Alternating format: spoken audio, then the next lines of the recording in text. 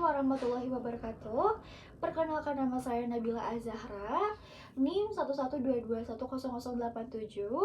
Di kesempatan kali ini saya akan menjelaskan tentang time value of money atau biasa yang disebut nilai waktu uang. Jadi untuk materi kali ini itu merupakan salah satu konsep paling mendasar dalam ilmu keuangan. Karena dalam ilmu manajemen keuangan, karena hampir semua keputusan keuangan baik yang dilakukan individu maupun perusahaan berhubungan nilai waktu uang. Berhubungan dengan nilai waktu uang. Dalam kehidupan sehari-hari pun ya, kita itu sering dihadapkan dengan dua pilihan. Misalnya, menerima uang sekarang atau menerima uang dalam jumlah yang sama di 1 tahun lagi. Jadi sekilas kedua pilihan tersebut tampaknya memiliki nilai yang sama ya.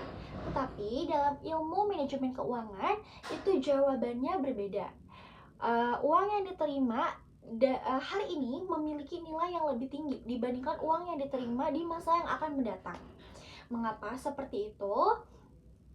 Karena adanya inflasi, adanya bunga, dan lain-lain. Oke, baik. Selanjutnya kita ke materi pengertian ya. Pengertian time value of money. Apa itu time value of money?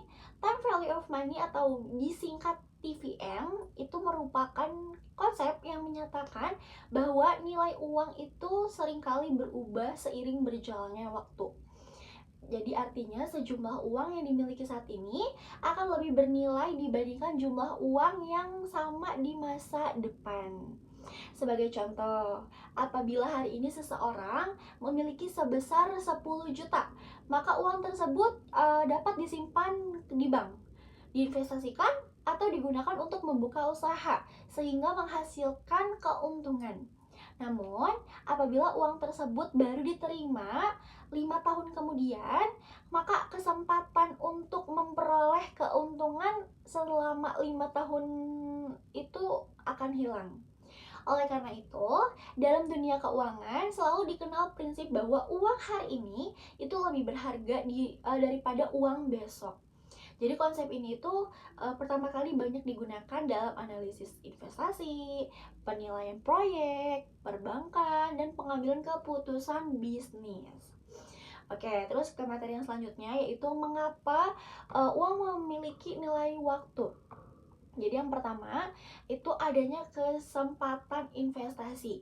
Uang yang dimiliki sekarang itu dapat diinvestasikan sehingga menghasilkan keuntungan berupa bunga, dividen, atau capital gain. Sebagai contoh, apabila kita menabung 20 juta dengan bunga 8% per tahunnya. Nah, maka 1 tahun kemudian itu jumlah uang tersebut akan bertambah menjadi 21.600.000. Artinya, terdapat tambahan sebesar 1.600.000 tanpa harus menambah modal. Yang kedua, adanya inflasi. Inflasi menyebabkan harga barang dan jasa terus meningkat dari waktu ke waktu. Misalnya, saat ini harga sebuah laptop adalah 8 juta. 5 tahun kemudian, harga laptop yang sama dapat meningkat menjadi 10 juta atau lebih. Artinya, daya beli uang itu semakin menurun. Terus yang ketiga ada resiko. Uang yang akan diterima di masa depan memiliki resiko. Misalnya, seseorang berjanji akan membayar utangnya tahun depan, tetapi belum tentu ia mampu membayar tepat waktu. Karena adanya resiko tersebut, maka uang yang diterima saat ini lebih pasti nilainya. Terus selanjutnya ada kebutuhan konsumsi. Jadi sebagian besar orang lebih memilih menerima uang sekarang karena dapat langsung digunakan untuk memenuhi kehidupan. Misalnya membayar biaya kuliah, kebutuhan keluarga, atau modal lainnya, atau modal usaha. Terus selanjutnya materi konsep present value dan future value. Jadi dalam time of money ini terdapat dua konsep utama. Yang pertama ada PV atau present value. Terus yang kedua itu ada FP atau future value. Apa itu present value? Jadi untuk present value itu merupakan nilai uang saat ini. Jadi present value itu digunakan untuk mengetahui berapa nilai sekarang dari jumlah uang yang akan diterima di masa depan. Jadi untuk rumusnya itu PV sama dengan FP buka kurung 1 plus I tutup kurung N. Jadi keterangannya untuk PV itu present value, FP itu future value, I itu tingkat bunga, dan untuk N itu jumlah periode. Terus yang kedua di sini ada future value. Apa itu future value? Future value itu merupakan nilai uang di masa depan. Jadi future value ini digunakan untuk mengetahui berupa nilai uang saat ini apabila diinvestasikan hingga beberapa tahun mendatang. Untuk rumusnya FP sama dengan PV dikali buka kurung 1 plus I tutup kurung N. Jadi keterangannya sama seperti yang sebelumnya. Terus selanjutnya ada contoh perhitungan future value. Misalnya, Andi menabung sebesar 15 juta. Nah, bank memberikan bunga 8% per tahun. Tabungan disimpan ini selama 4 tahun. Jadi untuk diketahuinya, PV itu di 15 juta, nabung sebesar 15 juta. Dan bank itu memberikan 8% per tahun, memberikan bunga itu 8% per tahun. Tabungan disimpan selama 4 tahun. Jadi untuk diketahuinya,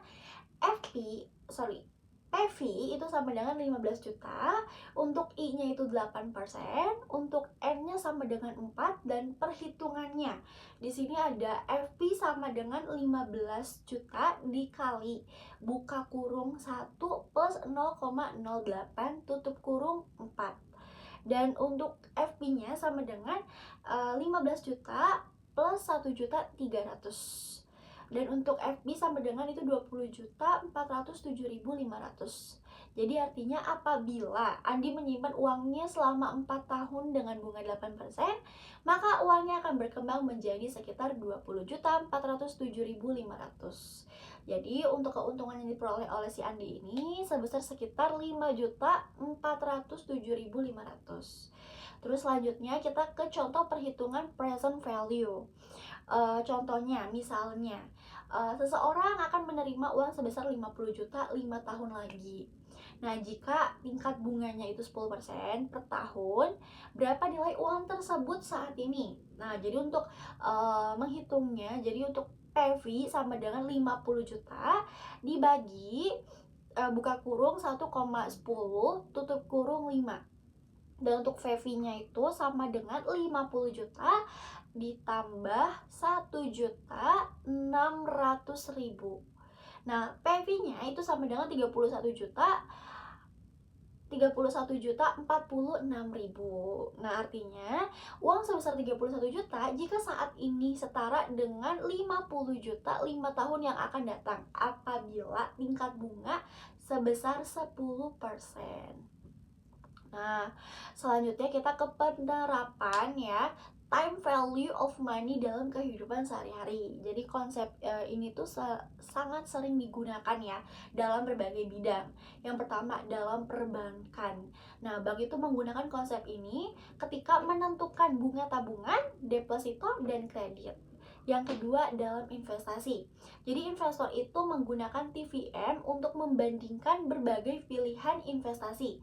Mereka memiliki investasi yang memberikan nilai masa depan terbesar dengan resiko yang masih dapat diterima. Terus yang ketiga dalam dunia berbisnis.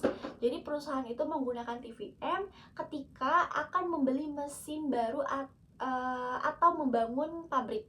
Jadi mereka itu menghitung apakah keuntungan di masa depan itu lebih besar dibandingkan biaya investasi saat ini. Terus yaitu dalam kehidupan pribadi. Jadi untuk TVM itu juga membantu seseorang dalam merencanakan dana pendidikan anak, dana pensiun, membeli rumah, hingga merencanakan liburan. Di sini aku akan membahas kelebihan dan kekurangan konsep kelebihan dan kelemahan konsep time value of money. Jadi untuk kelebihannya di sini ada 5. Yang pertama, itu membantu mengambil keputusan keuangan secara rasional.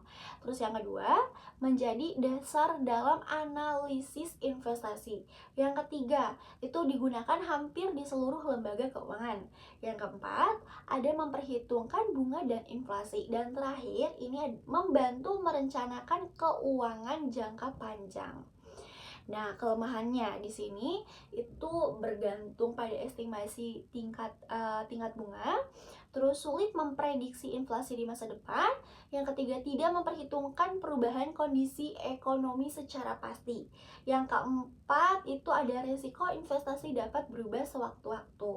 Nah, jadi untuk kesimpulannya di sini tuh sebagai ini ya, bahwa di sini tuh time value of money itu merupakan konsep dasar yang penting, sangat-sangat penting dalam manajemen keuangan.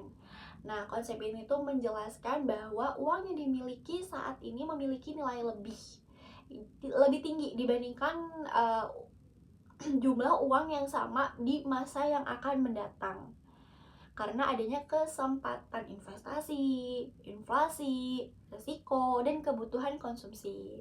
Nah, dengan memahami konsep ini, seseorang dapat membuat keputusan keuangan yang lebih tepat, baik dalam menabung, berinvestasi, mengajukan pinjaman, maupun merencanakan keuangan jangka panjang. Nah, oleh karena itu, time value of money ini menjadi dasar dalam berbagai analisis keuangan yang dilakukan oleh individu, perusahaan, maupun lembaga keuangan. Nah, terima kasih ya teman-teman atas perhatian Bapak Ibu dosen dan teman-teman semua. Saya Nabila Azahra. Mohon maaf apabila ada kekurangan, ada salah kata dan perbuatan. Assalamualaikum warahmatullahi wabarakatuh.